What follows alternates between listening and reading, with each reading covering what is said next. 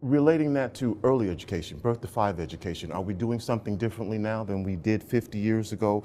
Are there things that we're getting right? What are we missing? Well, here, down there, I love science and I love data and I love facts, but this is going to be a little heresy because I don't have the data and the facts to back up what I'm about to tell you, because I've wondered what was it about the child rearing practices, in particular of African Americans, that so interfered with the early development of those brains. And this is what I began to figure out. In my mother's generation, if you were African American and you wanted to get a job, what did you have to be? You had to be quiet, somewhat subservient. You had to know your place.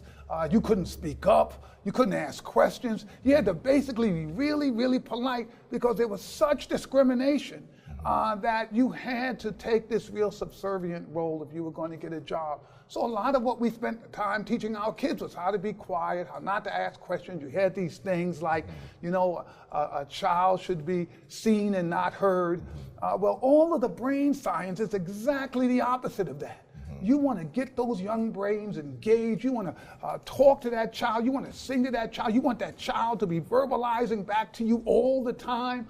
You don't ever want to use corporal punishment with that child. You don't have to fear that somehow if you don't be overcorrective with your child, they're going to, end up going to jail or getting in trouble with the police.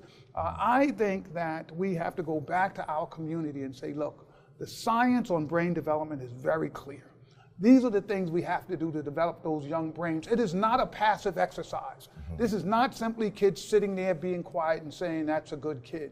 We want active children who are exploring their environment and, asking questions and I think challenging the environment they see around them.